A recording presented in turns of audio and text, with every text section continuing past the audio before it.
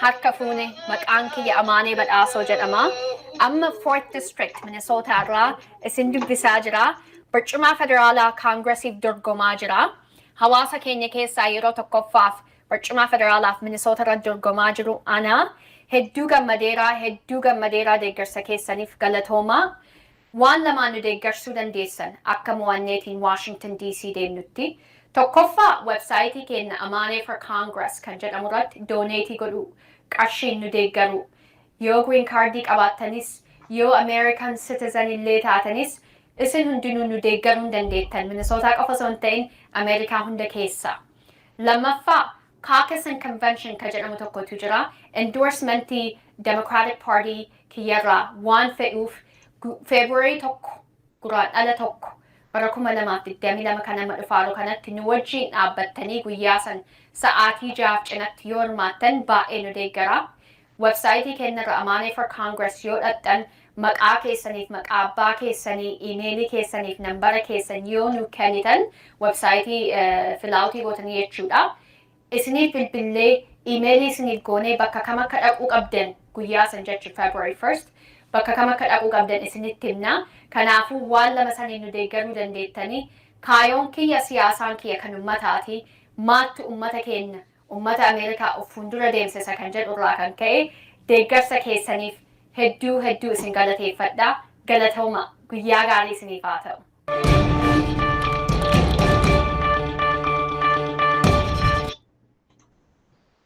Egaa dhaggeeffattoota Jirraa miidiyaa keessumaa nama guddaa nama cimaa qabanne dhiyaannee jirra.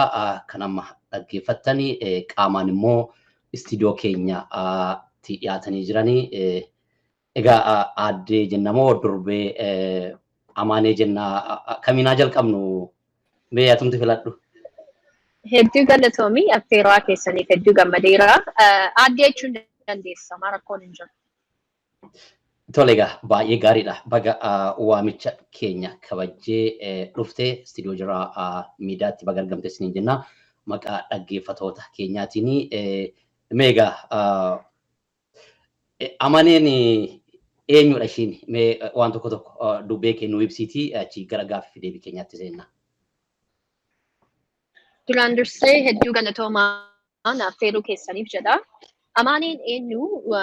Amaaneen intala badhaasooti. Garuu irra guddina ani ijoollee baadiyyaati. Baadiyyaa dhaladhee aanaa muneessa.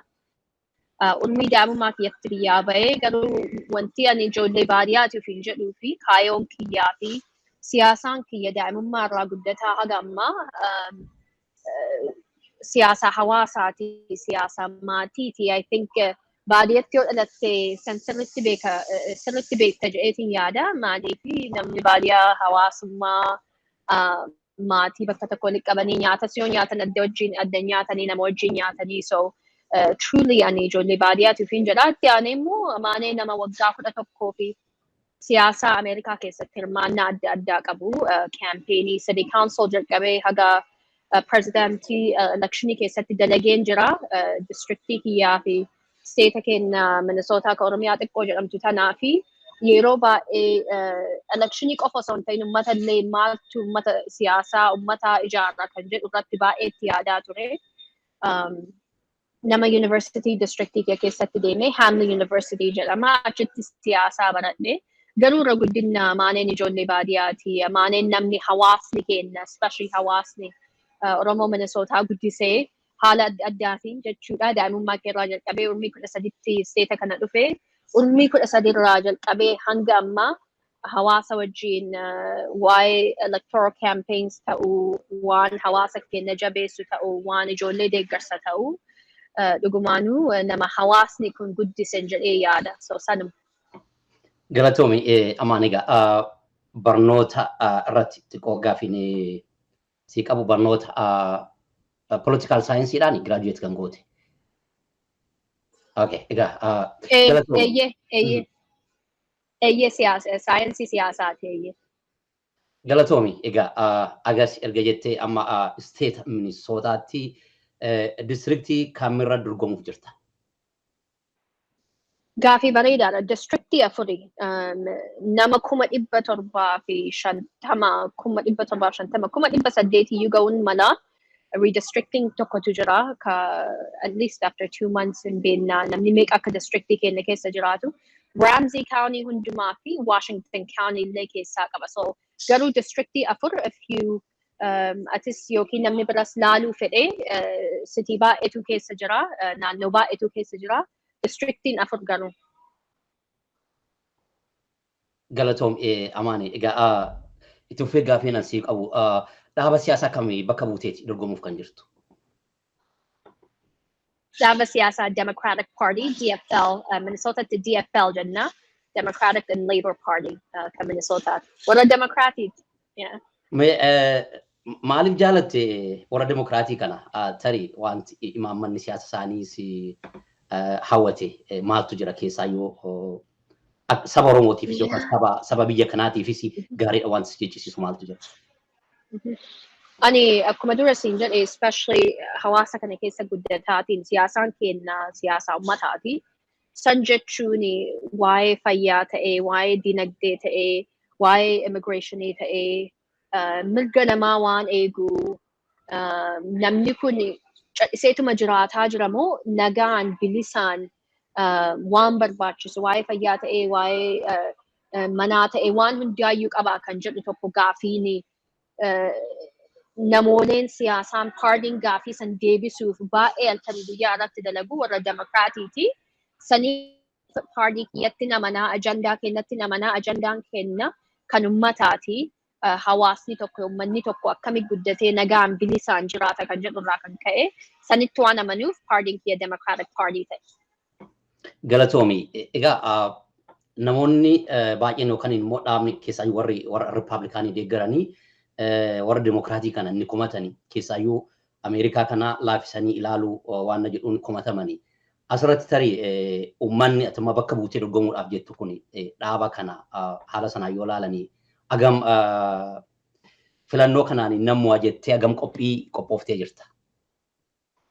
Yeah, I think party yeroo baay'ee party keessa namni seenu hin barbaachisa. Party tokko qofa ilaalee namni party keessa seeneetiin waa jijjiiruu fedhu eenyu kan jedhu tokko itti yaaduu qabnaa, itti haasa'uu qabnaa. Ani akka nama baqattuutitti, akka dubartii Oromootitti, akka nama state kana keessatti waggaa 11 organize godhee hawaasa adda addaa walitti qabeetiin rakkoon keessan maal jedhee addaan baafatee san qofa osoo hin ta'in yeroo rakkoo bira dhaabbatee I think leadershiping style sun hin barbaachisa jedheen yaada. Dhugaa komannaalleen haa jiraatu because ani siyaasaa namni tokko nun komatu kan jedhu sanitti hin amanu because at the end of the day accountability barbaachisa. Dirqamummaa qabna jechuudha akka namoolee siyaasaa uummanni rakkoo isaa waggaa yoo nu hime rakkoo san deebii argineeti dhugaa it's a failure. Bakka baay'ee bakki paartii keenya irratti dalaguu qabu, irratti jabaatuu qabu, especially waa'ee dinagdee irratti, especially waa'ee fayyaa irratti access to healthcare, infrastructurein akkamii karaarra oofan kana is a great yookiin jijjiiramuu qabaa kan jedhu jiruun nama tokko fooyyeffame moo ammas namni sun rakkataa jira kan jedhu anaaf siyaasaan irratti baay'ee haasa'uu qabnu. I think paartiin keenya waan danda'een sistema danda'een dalagaan jira jedha ummata especially ummata agartee baay'ee rakkataa jiru ummata let's say warra miliyoona qabu miti namni nu deeggaru warra baay'ee rakkachaatiin halkanii guyyaa dalagaatiin maatii ofii deeggaraatiin ummata akkasii waan ta'eef dirqama baay'ee ofirraa qabna. Anis dirqama jedheen fudhadha malee paartiin keenya dhibbaan waan hundaayyuu deebii kennaa jira jedheetiin hin yaada. Saniifuu dorgomaan jira. Amma namni barcumaa san jiru nama Democraatiidhi. Paartiin keenya tokko kaayoon keenya akka paartiitti tokkuma. Garuu ani maaltu addana godhe kan jedhu ani rakkoo kanan beekaa rakkoo kana anuu dabarseen jira maatiin kiyya hawaasni kee rakkoo kana keessa jiraata halkanii guyyaa nama akka kennaa kana barbaachisa achi dhadheetiin akka dalagamu beektaa yeroo baay'ee haasa'uu hin dandeenya. Dalagaa irratti hin oolle nuti generationiin haarayaa akka dalagaa irratti oolchinu kaayoo qabna. Garuu kaayoo san bakkaan ga'uuf bakka san waan qabnu saniif dorgomaan jira. So gaafiin kee baay'ee bareedaadha. I think we have a long way to go. Garuu achi ga'uu hin dandeenya jedheetii yaada. Galatoome egaa mana gaafiin biraa itti aanu tarii. Dhaabni warri dimokiraatii kun dhugaa jechuudhaaf keessaayyuu namoota alarraa dhufanii migraantii fi rifiijii warra jedhaman kana rakkoorraan qabanii jedhama. Tarii achirratti namni alaa dhufu kunii fi namni dhufee biyya kana jiraatuuf gara fuulduraatti akkuma beekamu Minisootaan isteeta namoonni baay'een baqataan biyyoota adda addaarraa biyya lafaa kana hundarraa dhufanii keessa jiraatanidha. Akka lakkoofsa keetiitti uummanni si filatu kun uummanni na filata jettee yaaddu uummata baqataa kanaadha moo uummata warra lafaati moo herreegna herreeggattee deemaa jirtu akkam fakkaata? Gaafii bareeda amma nuti progressiveedha. Baqataa taate nama as jiraate taate gurraacha taate warra indigenous durumarraa jalqabaatiin biyya kana jiraate taate adii taate nama feete taate kaayoon keenya siyaasaa haarayaa kan uummata Ameerikaa hundaa uummata Ameerikaa qofa osoo hin ta'in baqattoota mana keenya koottaa seenaa koottaa nu bira dhaabbadhaa jedhan hundaa fi akka dhaabbannu shakkii takkas hin qabu. Akkuma siin jedhe districtiin keenya bal'aadha. Namni nama adda addaati. Majoritiin adiidha. Garuu immigrantilleen baay'ee jira. Namoonni dhiyoo haaraa citizanii ta'anis baay'eetu jira. It's very diverse. Garuu irra guddinni isaa adiidha. Nuti kaayoon keenya siyaasaan nuti itti amannu adii taate gurraacha taate nama indigenasii taate nama haarayaa taate nama hundaaf waan dhaabbannu campaigning kiyya actually baga gaafii san na gaafatte uummata kana hundaa akkamitti walitti finnee akkamitti kaayoo tokko goosifnee organizing goonee campaigning kiyya osoo hin ta'in campaigning warra demokraatii ta'eetiif fiigaanu hundaayyuu deeggaruuf kaayoo qaba. Maaliif nama tanaan dura siyaasaa keessatti walitti dhufuu qabnaa, wal bira dhaabbachuu qabnaa, tokko ta'uu qabnaa itti amanaa ture sanarra waan dalagaa tureef ammas akkuma ofiif campaigning godhu akkuma nama districtii kiyya hundaa dubbiseetiin kaayoo kiyyatti ibseetiin of fuuldura deemsisuu fedhu uummata kaawwaniyyuu state of Minnesota keessatti enjinii jaraa ta'ee kaayoon keenya siyaasaan keenya tokko kan jedhu irraa namni campaigning kana keessa sirriitti irratti dalagaa jiru anaayyuu.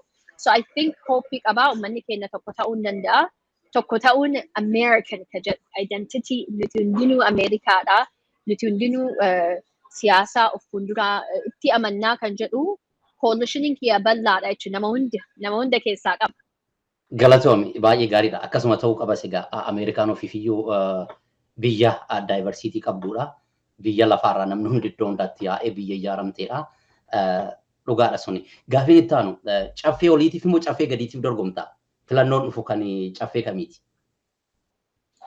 Federaala, so United States Congress. Congressiidha. Barcuma federaalaa waan ta'eefi nama at least 800 representii goonaa districtii 4 kan jiru jechuudha. Washingtoniin deemtee achitti namoonni Congress. Bakka bu'oota uummataatiif moo seneetiidha moo bakka bu'oota uummataatiif? Kongireesiin walumaa galana fakkaatamii hunda qabata garuu. Congress representii goote'a. So districtii tokko qabdaami namni districtii 8 qabna Minnesota keessatti. Ani afraffaadha jechuu yoo filatame. Paarlamaa gadiitiif jechuudha. Ummataaf. At least ummataaf fiigan. Okay. No, senataraa miti Congress. Okay, caffee gadaanaa jedhaniin egaa isaanii caffee gadaanaa bakka buutuu uummataati jechuudha. Ittaani gaafiin. Lachuuyyuu ummataa fi senetariinis uummataa fi immoo caffee olaanaa fi gadaanaa bakka lamatti qoodameeti kan laalamu baay'ee gaariidha gaa. Tarii siyaasa kana keessatti waggaa 11 akka hirmaataa jirtudha. Tarii nama gurraacha ta'uu keetiin akkasumas immoo gurraacha iyyuu taatee biyya akka Afrikaa kanarraa dhufuu keetiin wantoonni gufuuwwan yeroo siyaasa kana keessa jirtu si mudatanii maaltu jira dhaggeeffattoota keenyaaf? Yaa gaaffii bareedaadha. Gufuun baay'eedha. Maaliif hoo jette leeyarii tokkotu jira compounding trauma kan jedhamu. Tokkoffaa baqattuudha. Lammaffaa dubartii Oromoodha. Siyaasaan biyyaa nu baases hin jira. Bakka daa'imummaa keetirraa jalqabdeetiin bakka tokkotti an akka namaa tokkotti kabajamaa, an akka namaa tokkotti argamaa, an akka namaa tokkotti uf ta'ee bilisaan jiraachuu danda'a kan jedhu challenge baay'ee ture daa'imummaa keerraa jalqabee adamma especially siyaasaa keessa yoo seentu gufuu baay'eetu si miidhuuf yaala, gasi qabuuf yaala. Ammas especially barcuma federaalaaf dorgomutti identity kiyya hundaa wal qabateetiin challenge baay'ee argaara. Garuu opportunity illee baay'ee. Ani daa'imummaa keerraa jalqabee guyyaa tokko waan tokko hin danda'u jedheen beeku. I think hawaasni keenyas hawaasni kiyya kan Minnesota specifically an hawaasni waliin guddadhe uummata jabaadha. Uummata ofitti amanu, uummata rakkoo baay'ee keessa darbeetiin bakka kana dhufa. Bakka kana dhufee so anin responsibility baay'ee qaba. Sometimes in aara, sometimes waan baay'eetu si miidhuuf yaala irra lufuu qabda. Maaliif yoo jette ati yoo hin jabaanne ati yoo rakkoo feetes sitti darban yoo ofitti namanne siyaasaa keessatti dorgomuu dhiisi siyaasaa keessatti guyyaa takkaa buluu hin dandeettu.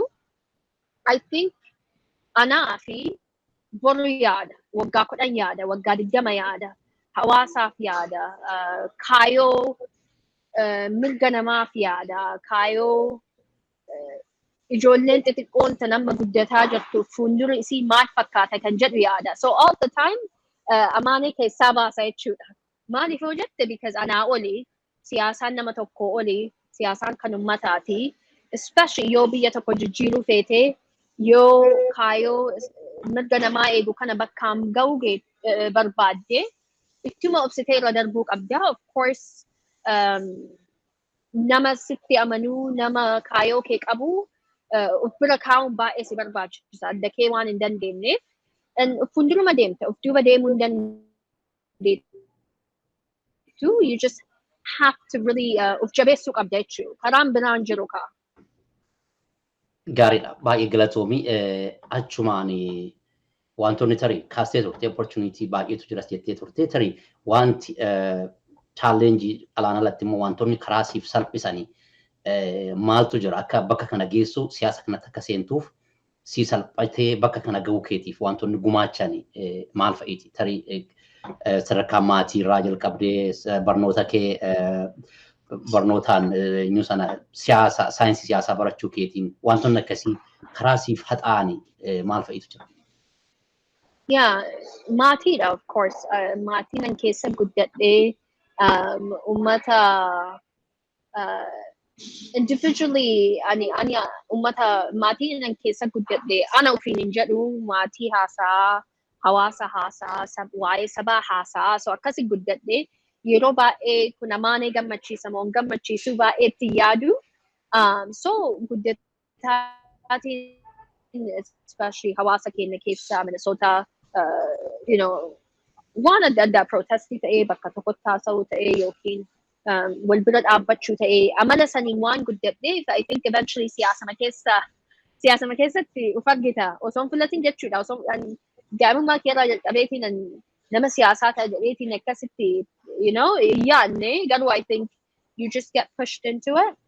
Maatiin tokko lammaffaa hawaasaa dhugaa Urgormii 13 ta'ee Minnesota dhufee torbee lammaffaa itti aanu miitingii tokko dhaqaan ture achumarraa guyyaa takkaafee hin beeku rakkoon hawaasni keessa maaltu akka jiru baay'ee daa'imummaa keerraa barataa ture solutionii isaa maalis ka jedhu baay'ee itti yaadaa ture so ultimately like daa'imummaa raayyuu yeroo baay'ee organizing godhu yeroo baay'ee nama wajjin haasa'u namni tokko ati daa'imaa taa'inaan jedhan jiru. So I think kamilee naaf ta'e hawaasnis guyyaa tokko ati hin dandeettu yookiin kanatti hirmaachuu hin dandeettu naan hin jenne. So bilisaan guddadhe dhugaa.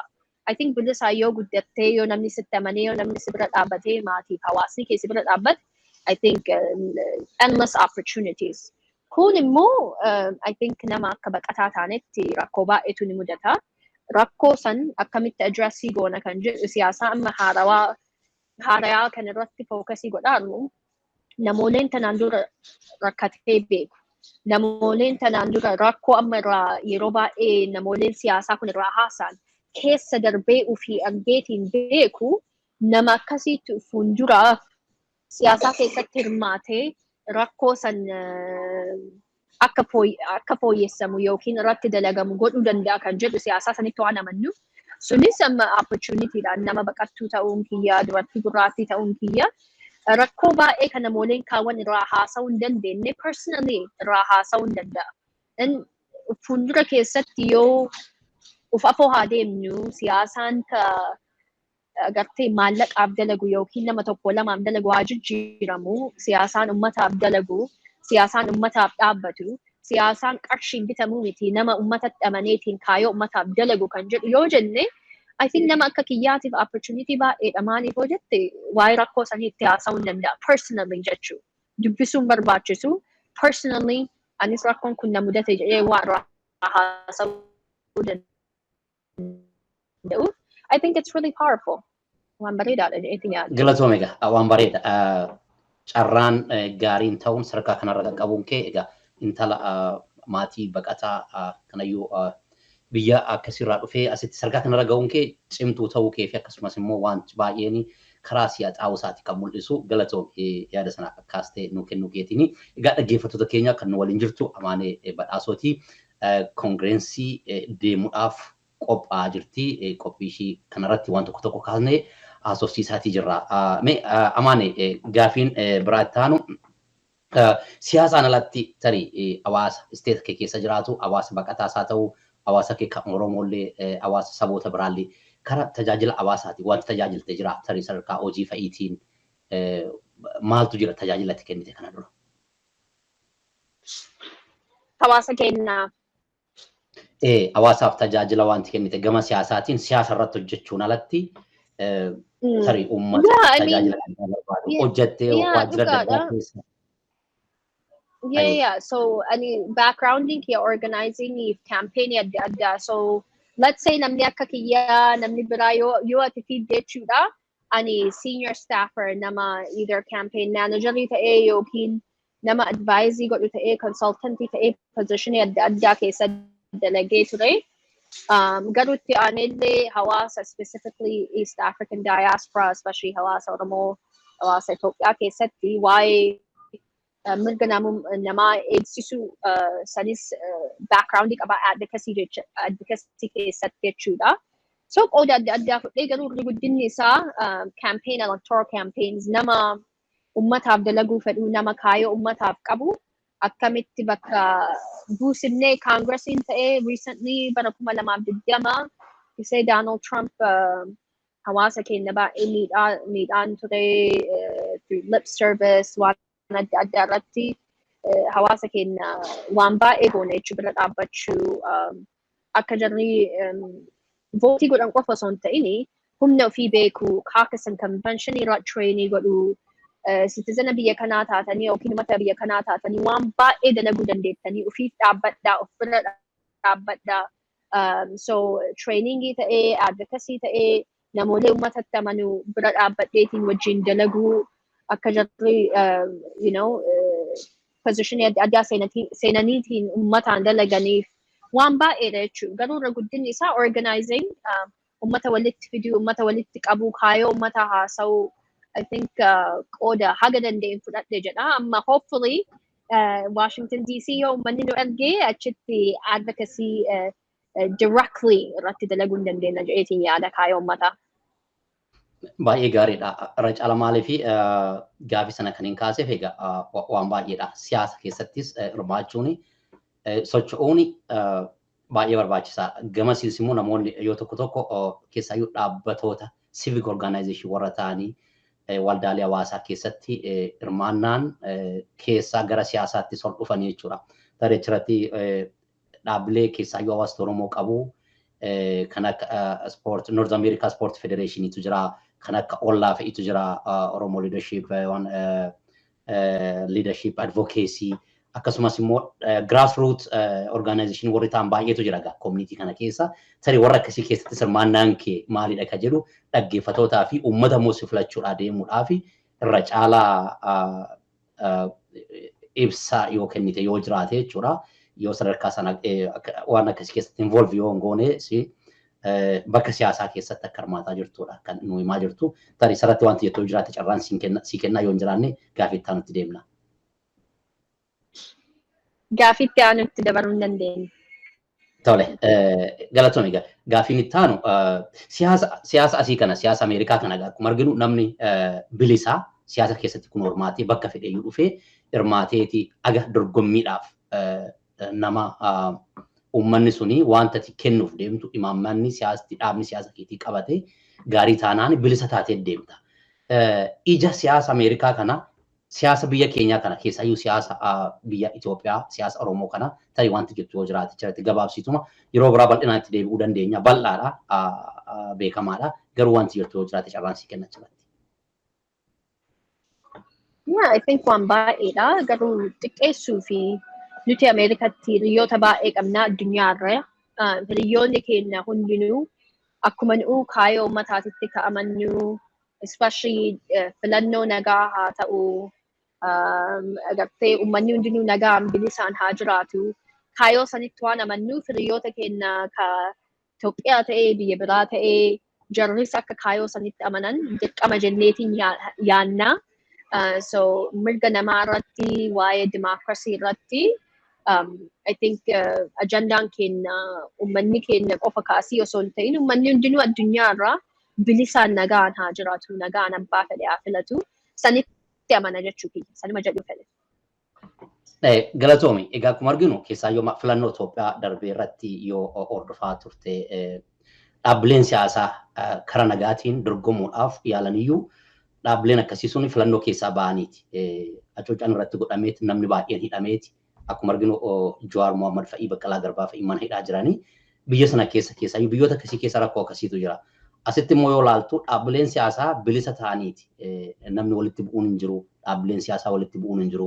Kan uummanni filateetu dhufee aangoo qabatee aangoo sirnumaa walitti dabarsanii dimokiraasiin akkasitti deemaa jira. Kan keenya kun garuu baay'ee adda akkuma argitu miseensumti saba kanaa kan ta'e namni baay'een ijoolleen baay'een mana hidhaa jiranii tarii yoo filatamte imaammata alaarratti dhiibbaan gochuu dandeessu jira. Akka nama tokkottis seentee kongireensii yoo seente wanta akkasii sana biyyoota rakkoo akkasii qaban biyyoota hanqina dimokiraasii qabanii kanarratti wanti gochuudhaaf yaaddu yoo jiraate dhaggeeffatootaaf. Gaaffii bareedaadha galatoomii akkuma dura siin jedhee nuti Ameerikatti bilisaan dorgomaatiin nagaan dorgomaatiin kaayoo siyaasa ummataatiin dalagaa jirra. At least dalaguuf yaalla.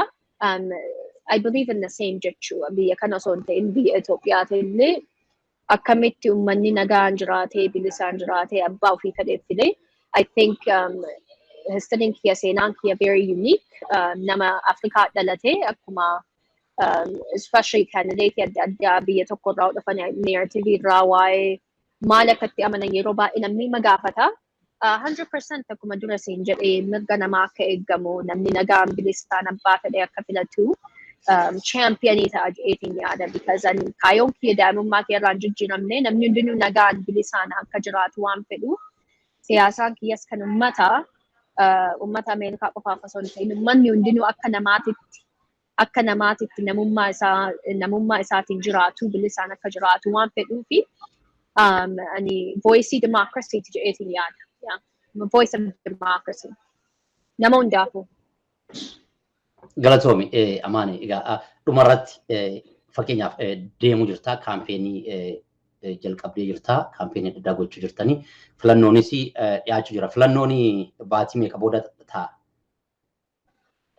Gaaffii bareedaadha. Kaangiressii barcuma federaalaaf yoo fiiddu chaalenjii baay'eetu si mudata. Tokkoffaa challenging donationii baay'ee si barbaachisa. Campaign maa qabaachuu fi campaign guddisuu fi you have to make sure that you're fundraising as much as possible. So nuti February 1st guraan ala tokko bara 2022 kan dhufaaru kana namni kaakasii godheetiin akka endorsement yookaan gadheechu waa'ee party kennaa baay'ee haasofne garuu officially candidate yoo taate endorsement argachuu qabda. So processii tokko sun processing tun springii dhumata.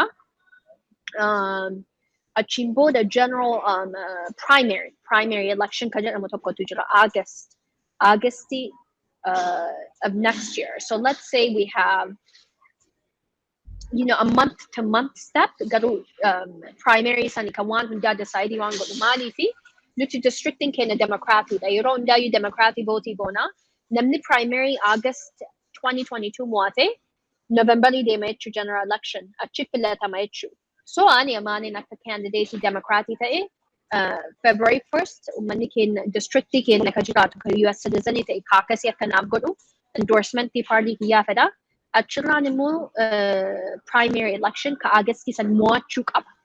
So amma faga Augustii halkanii guyyaa ji'aan ummata kakaasnee ummata jabeessinee campaigni bakka adda addatti districtii kenna hunda raddanannee namoonni democratic stateuma kana keessa state Minnesota yoo akkuma dura siin jedhe deeggaruu fedha jabeessuu fedha akka jarri mo'atanis hin fedha. So baay'ee harkaa qabna ultimate one shakkiis akkas hin qabu yoo dalannee yoo walitti amannee yoo walitti donate goonee wal bira dhadhaabannee jabaanne Augustii yoo mo'anne November 2022 mo'achuu dandeenya jedheetiin yaada. Milkaa'e siin jenna dhumarratti tarii deeggarsi ati sabarraa saba keessayyuu saba afaan kana dhaga'urraa deeggarsa akkasii na barbaachisa karaa kana jalqabeen jira. Karaa kun immoo karaa baay'ee murteessaadha siyaasa biyya Ameerikaa keessatti. Namni tokko sadarkaa kana qaqqabuunsaa baay'ee cimina guddaadha. Tarii uummata keetiin gargaarsa akkasiitu na barbaachisaa bakka kana itti deemee galma ga'uudhaaf jettu wanti gaafattu jiraate carraattis kenna. Hedduu galatoomi tokko waan lamaan nu deeggartanii tokkoffaa doneetii godhu websaayitii kenna amaaneeforcongress.com kan jedhu yoo dhaqxan donate button kan jedhutu jira. Siyaasaan akkuma dura siin jedhe asitti maallaqa yoo hin qabne campaigning qabdu jechuudha. So tokkoffaa doneetii godhu nama citizenaa yoo taate nama green card qabu taate Minnesota qofa osoo hin ta'in by the way Ameerikaa hundaafuu green card American citizen yoo taate doneetii godhuu dandeenya. Namni tokko 5,800 nu doneetii godhuu danda'a amma jechuudha. Maximum. Maatii yoo qabaate maatiin isaa 5,800 doneetii godhuu danda'a. Yoo barbaachise ijoolleen xiqqoo taate namni baay'ee economically amma rakkataa jiru 25 nu erguu danda'a. Ji'aan jechuudha. Dhibballee nu erguu danda'a. 250 erguu danda'a. 1,000 erguu danda'a. So website kenna loodhatan isinitti maachi meeqa akka kennuu feetu si gaafata. Ji'aan kennuu feeta moo yeroo tokko kennuu feetu si gaafata. Garuu irra guddinna namni checkii fi kaarditti itti fayyadamuu qaba. Malee maallaqa kaashii wanti akkasii hin danda'amu. Website kennarra Act Blue Act Blue kan jedhamu tokkotu jira. Isa fayyadamuu qabanii. Bakka feete doneetii godhuu dandeetta jechuudha. US citizenii taatee green card yoo qabaatte. Lammaffaa namoonni districtii kenna jiru especially hawaasni kenna baay'een St. Paulii jiraata. St. Paulii city tokko city baay'ee keessaa qabna. Amma websaayitii yoo ilaalte find my representative jette representative yoo districtii afur jiraatte hopefully anatu representative keessan ta'a. Namoonni achi keessa jiraatanii US citizenii ta'an February 1st, duraan ala tokko sa'aatii jaarcinatti 6:30 p.m. Nu wajjin dhaabbachuu qaban nu deeggara jedhanii caucus and convention process kan nama Democratic Party endorsii fedhe bira dhaabbatan jechuudha. Amma information isa yoo argachuu fedhan websaayitii kiyya yoo dhaqanii maqaa abbaa yookiin maqaa akaakayyuu achitti barreessanii imeelii silkii jaraa yoo nuuf erganii tiimiin kiyyaayyuu itti barreessanii bakka kam akka jiraattu addaan baasanii informationii hundaa guyyaa tokko tanaan dura siin jedheera I think kaayoon kenna uummata kenna hirmaannaa siyaasaa kana maal akka fakkaatu trainingii baay'ee kennuu feena afaaniin kenninaa so ingiliffa yoo xiqqoo uummata keenya hawaasa keenya especially maanguddoo keenya dhibee ijoollee baay'eetu jira ka training godhuu dandeettu afaan kennaan. So opportunity baay'eetu jira jechuudha. Tokkoffaa donate lammaffaa kaakessiisan nu wajjin dhaabbachuu. Websaayitii keenya dhaqanii yoo information ofii nu kennan nutu itti bilbilla. Itti bilbilleetiin waan hundaayyuu itti arguu hin dandeenya. Baay'ee gaariidha. Amaanee galatoomii waan dhuftee jira miidiyaatti haasoftee fi egaa dhaggeeffattoota keenya kan nu waliin turte Amaanee Badhaasooti kongireensii deemuuf jirti. Qophii guddaarra jirti. Dhimma siyaasa asii kan akkasumas immoo dhaaba bakka buutee dorgomuuf jirtu nutti himtee jirti. Deeggarsa ishii barbaachisu nutti himtee jirti. Yoo filatamtes immoo maal gochuudhaaf akka deemtu kaastee tuttuqxeeti jirti. Sagantaa keenyarraa asuma irratti xumurraa sagantaa biraatiin tarii yoo waaqa gargaaree mo'attee deebite immoo sana duras yoo ta'e sagantaa biraa irratti qabannee akka isiniif dhiyaannu waadaa isinii gallaa. Amaanee Badhaasoo baay'ee galatoomi egaa. Ulfaadhu hedduu galatoome guyyaa gaarii siif haa ta'u. Tole fayyaa ta'ii nagaan naa ture.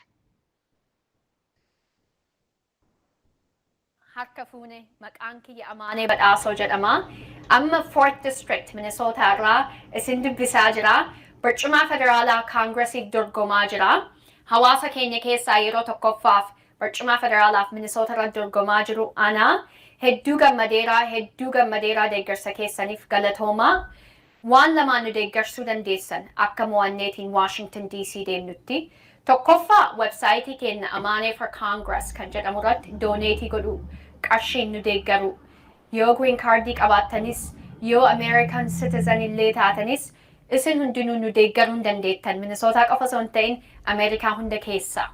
Lammaffaa caucus and convention kan jedhamu tokkotu jira. Endorsementii Democratic Party kiyyarraa waan fe'uuf February tokko guraandhala tokko bara 2022 kan nama dhufaaru kanatti nu wajjin dhaabbattanii guyyaa san sa'aatii 6 cinatti yoo hirmaattan baay'ee nu deeggara. Websaayitii keenyarra Amaanee for Congress yoo dhaqxan maqaa keessaniif maqaa abbaa keessanii iimeelii keessaniif nambara keessan yoo nu kennitan websaayitii filaawutii gootanii jechuudha. Isiniif bilbillee iimeelii isiniif goonee bakka kam akka dhaquu qabdan guyyaa san jechuudha February 1st bakka kam akka dhaquu qabdan isinitti himna. Kanaafuu waan lama saniin nu deeggaruu dandeettanii kaayoon kiyya siyaasaan kiyya kan ummataati.